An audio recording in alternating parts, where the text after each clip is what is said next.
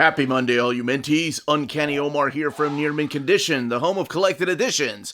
And join me today for an advanced look at the Moon Knight Omnibus Volume 2 from Marvel Comics. So, let's do this thing.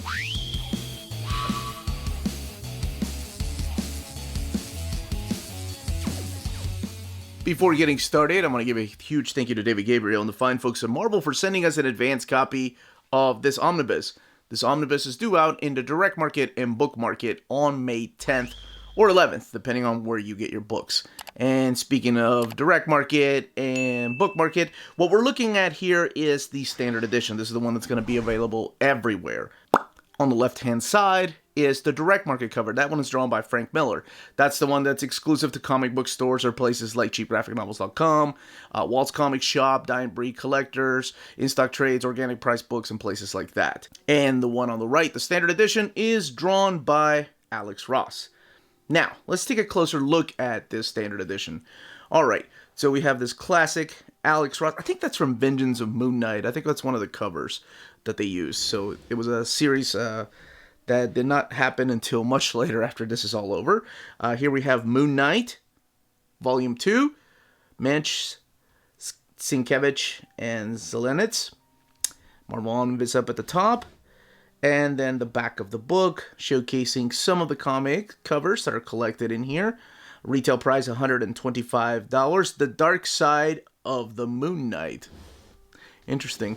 Okay, but let's look at, together with Volume 1. Now, this is the first printing of Volume 1. There has been another printing of Volume 1. And somebody told me the inside looks different. But this is what the spines will look like on the shelf together. I think it looks awesome like that. Then the backs of the books. Again, showcasing those covers that are collected in there. This is where I find interesting because I am in love with what they did in this version right here, this Volume 2. Under the dust jacket is this white. Oh, I love that. The first printing at least did not have it. It was just plain Jane.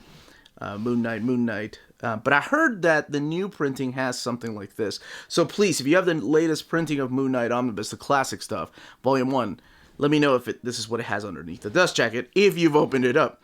But yeah, I love this. I think this is a great design. As a matter of fact, I would have loved to have seen this on the dust jacket. And I know people feel different about that. People like consistency. They want all their dust jackets to be the same. And I get it. You know, I like the way a uniform look to these books when they go on the shelf. But sometimes I like things to pop out, and that to me just pops out. I think that's awesome. I think that's what they did with the Jeff Lemire oversized hardcover and the Bendis hardcover.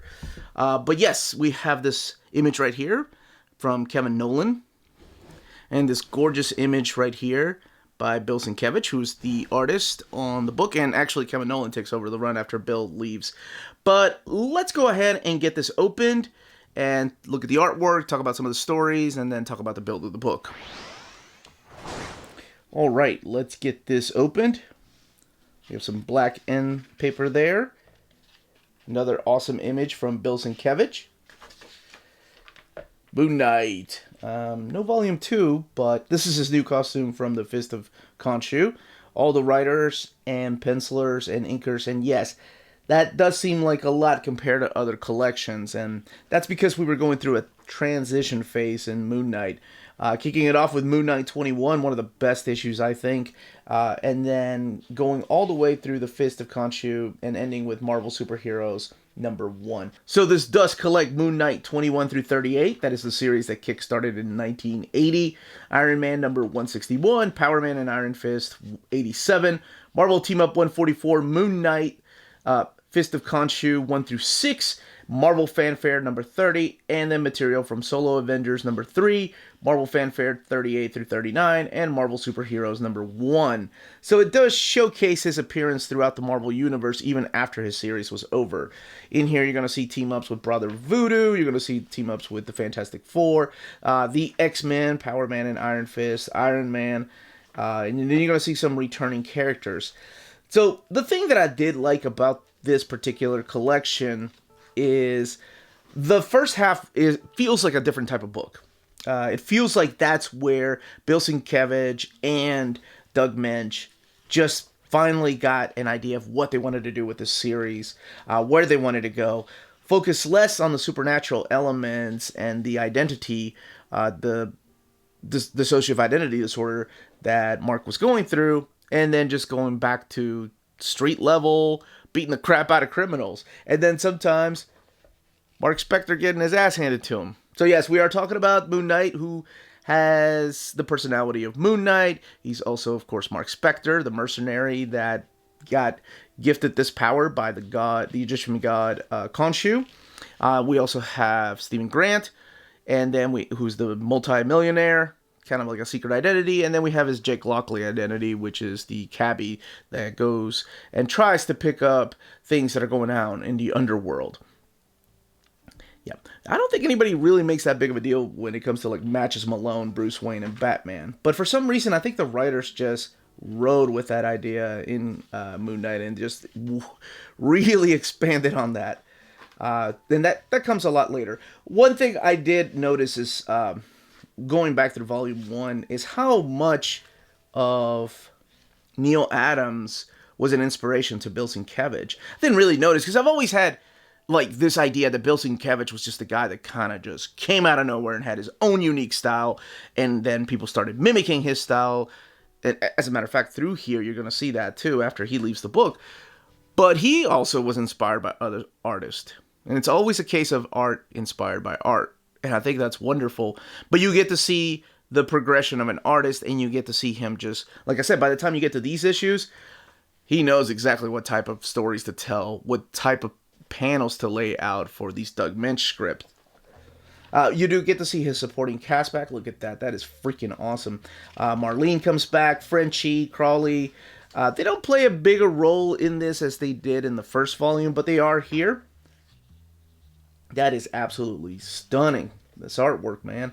And you also get the return of some of his villains, like the Stained Glass Scarlet, Morpheus. You get the introduction of this character known as the Black Spectre. And within the Fist of Khonshu miniseries, the 6-issue miniseries, that's where you're going to see the character of Arthur Harrow, the character that you're going to... Well, if you've seen the TV shows, can I still call it a TV show? The streaming show. Oh man, the times we live in. If you've seen the streaming Disney Plus show, then you know that Arthur Harrow plays a big part in that. And you do see some Easter eggs and cameos. Marlene has sort of been changed over to the character of Lila. You also have the return of Bushman in here. But let's keep going through these pages. As I'm flipping through here, I had to stop at one of my favorite covers from this, probably my favorite cover from this whole collection. And I know this collection also has some Frank Miller in there and other artists. But this is what I mean by Bill Sienkiewicz just being comfortable with his art. This is where he has become the artist that I knew as a kid by the time he went over to New Mutants and completely changed that book's tone with Chris Claremont on story. But man, that is just gorgeous. But unfortunately, Bill Sienkiewicz just decided to take on other jobs. So his final issue is in issue number 30. And then just a few issues after that is where you're going to see the last script of Doug Moench. Doug Moench ends up leaving the title as well.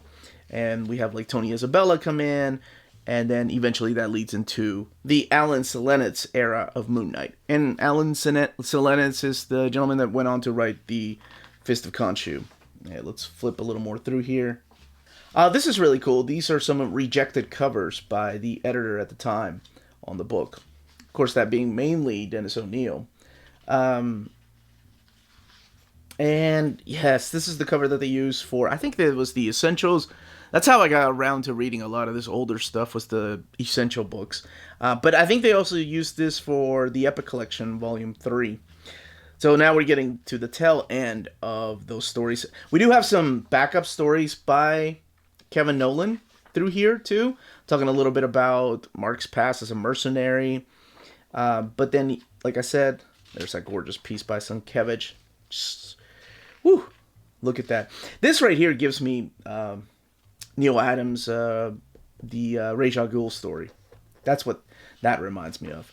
So maybe it's because he just recently passed away and I've been looking a lot of his art and George Perez's artwork that I've noticed a lot of the similarities in not just the style, but also the layouts of like panels.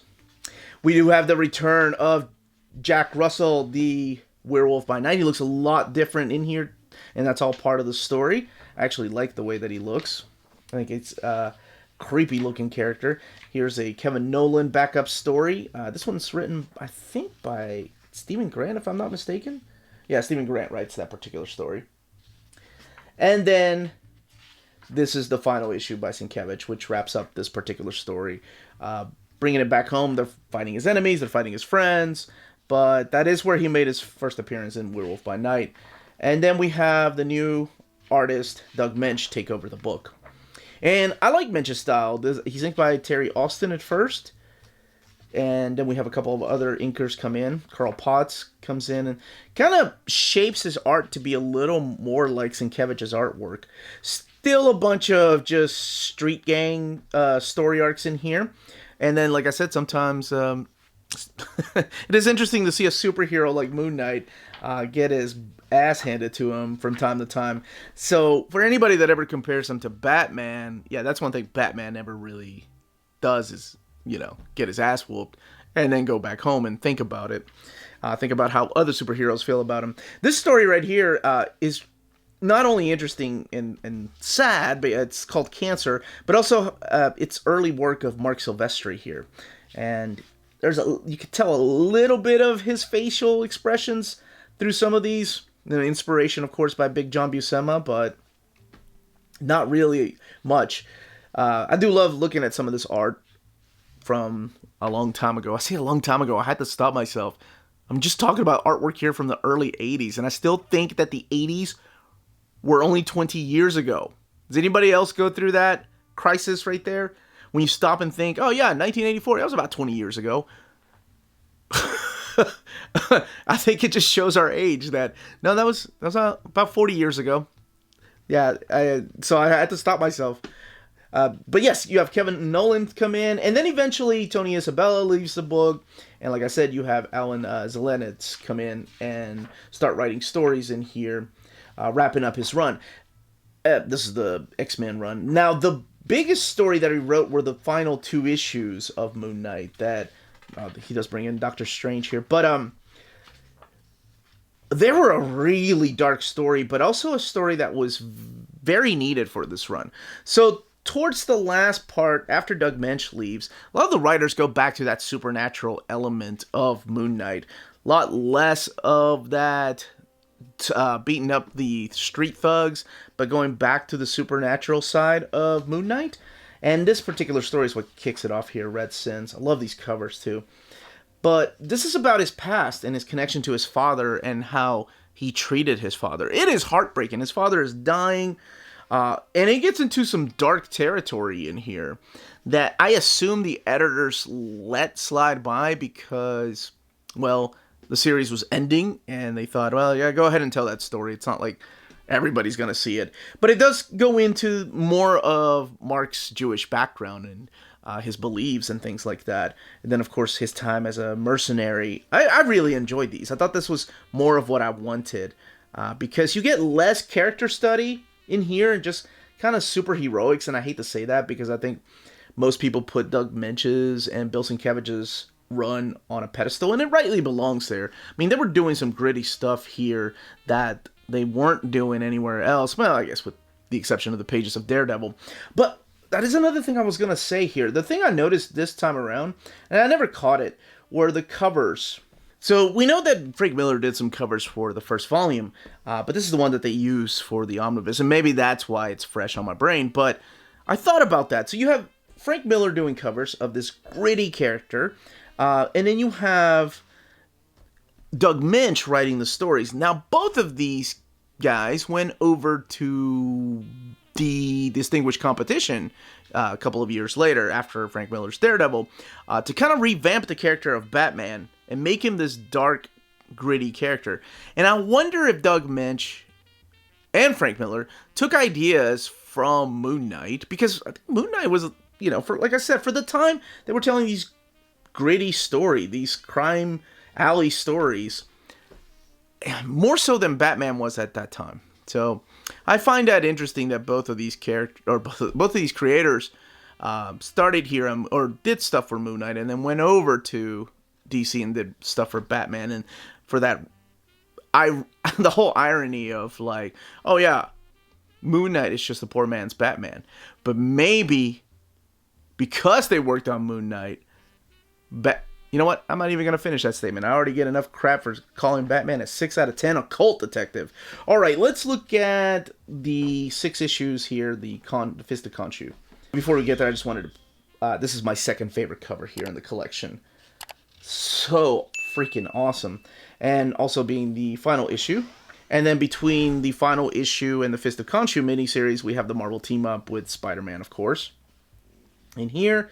And then we get to this...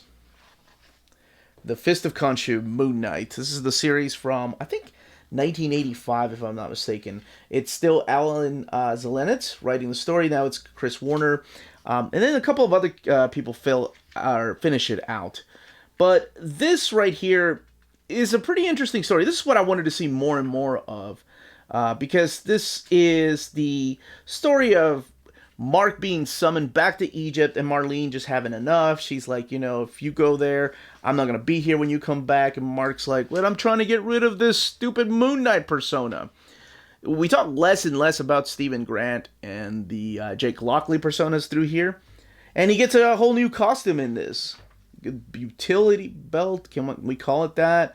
A new symbol instead of the moon there. So yeah, I actually enjoyed this particular miniseries back here. This has never been collected. Well, I take it back. This has not been collected in Epic format yet. It will be collected in Moon Knight Epic Collection Volume 4, which comes out later this year. I do remember reading it in the Essentials, so I know this was collected in the Essentials. I hope, if memory serves me right. But please correct me if I'm wrong in case you have the Essentials and I sound like an idiot. And like I mentioned later on, you have Alan Zelenitz kind of wrapping up his story. I don't know what happened here, but he finished out with issue number 4. By the time we get issue number 5, we have Joe Duffy writing the story. And it feels like a different type of book there. And then Jim Owsley, of course, Christopher Priest, wraps up the run with issue number 6. We have a new artist. I do love that cover right there. I think that's the cover to Epic number 4 that they're using. But yes, this is wrapping up the Fist of Khonshu, and it's not Zelenitz, so I don't know if there was some just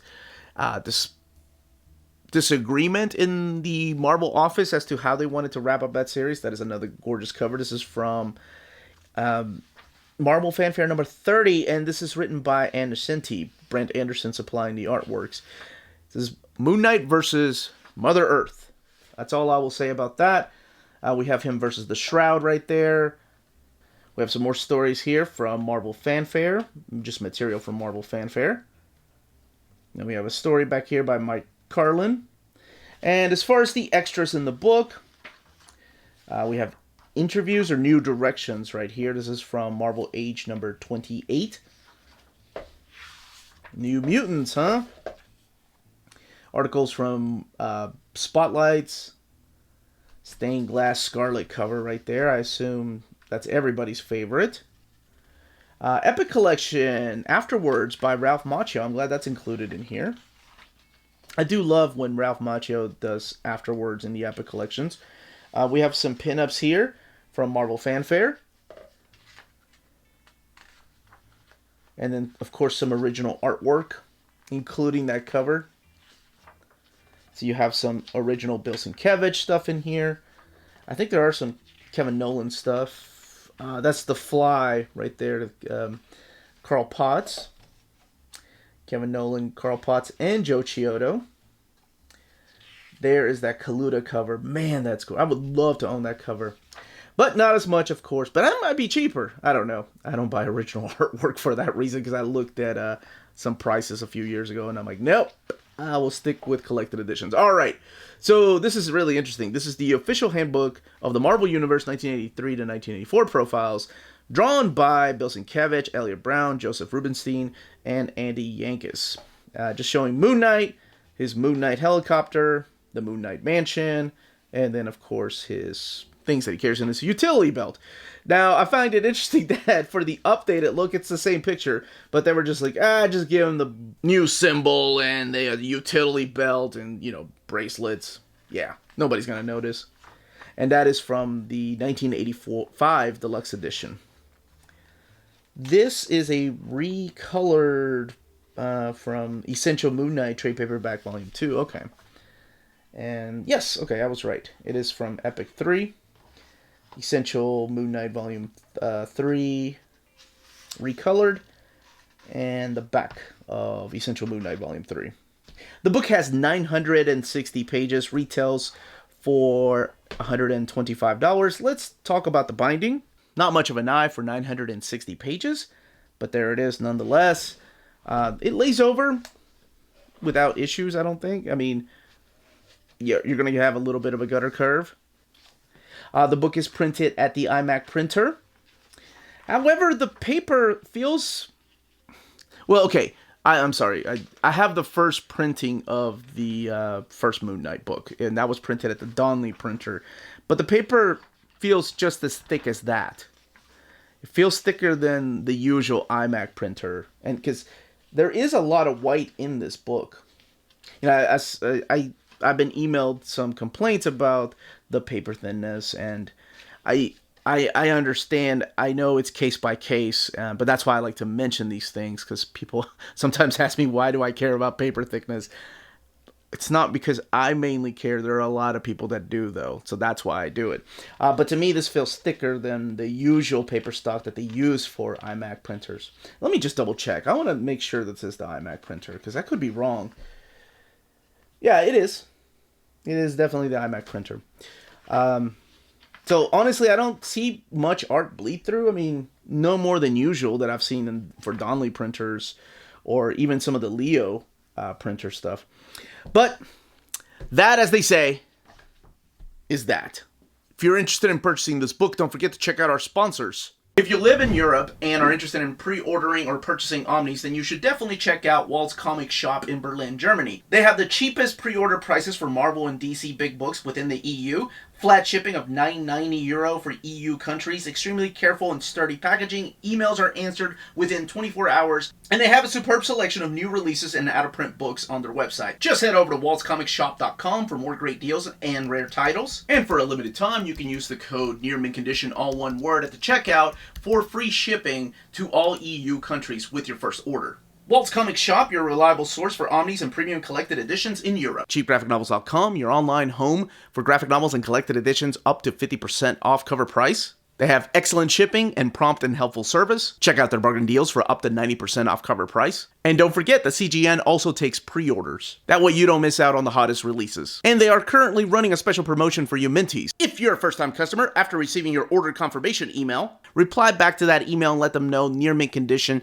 sent you their way. They will then apply a free shipping promotional credit to your next order in the US. Cheap Graphic Novels, your source for the hottest books with the kind of deep discount, quality shipping, and customer service that will keep you coming back for more. And that was the content, the page count, and build of this omnibus.